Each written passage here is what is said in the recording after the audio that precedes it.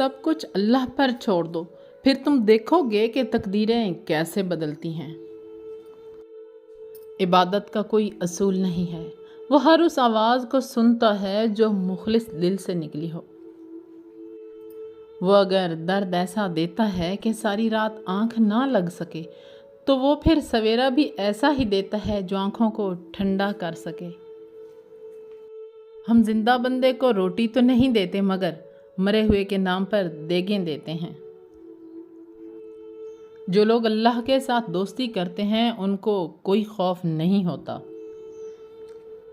قرآن کہتا ہے اور جلد ہی آپ کا رب آپ کو اتنا دے گا کہ آپ خوش ہو جائیں گے۔ وقت تجربہ تو دیتا ہے پر معصومیت چھین لیتا ہے۔ کچھ لوگوں سے نفرت نہیں ہوتی، بس ان کی کچھ باتیں سوچ کر ان کو محبت دینا مشکل ہو جاتی ہے۔ دکھ جھیلنے والے آگے جا کر سکھ حاصل کر لیتے ہیں مگر دکھ دینے والے کبھی سکھ حاصل نہیں کر پاتے۔ جو دنیا سے محبت رکھتے ہیں دنیا انہی کو دھوکہ دیتی ہے۔ دنیا میں ایک ہنسی وہ ہوتی ہے جو انسان اپنے غم چھپانے کے لیے خود سیکھتا ہے، اور ایک ہنسی وہ ہوتی ہے جو انسان کو سارے غم بھلا دیتی ہے۔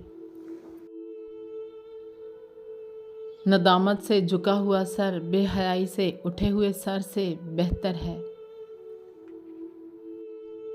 یا رب تو ہی اول تو ہی آخر، تو ہی ظاہر تو ہی باطن، ایک اور کرم فرما مجھ پر، میرے سارے زنگ اتار یا رب، پھر اپنا رنگ چڑھا مجھ پر۔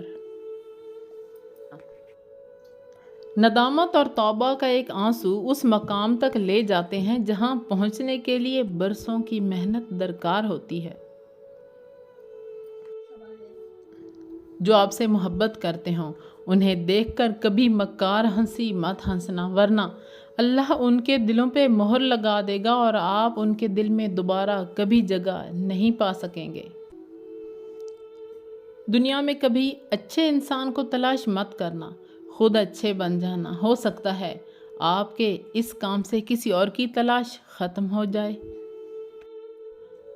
دعا ایک ایسا عمل ہے جو تقدیر کو مات دے سکتی ہے، اور ضمیر ایسا ساتھی ہے جو ہمیشہ حق کی راہ دکھاتا ہے۔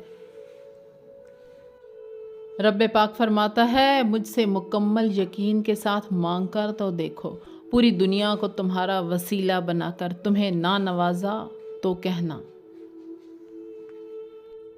اللہ کے بندے شکر کرو کہ اللہ نے دکھ کو پیدا کیا۔ اللہ تعالیٰ کی عظیم نعمتوں میں سے ایک نعمت دکھ ہے۔ دکھ انسان کو یا ریت کی دیوار کی طرح ڈھانپ دیتا ہے یا چٹان کی طرح کھردرا اور سخت بنا دیتا ہے۔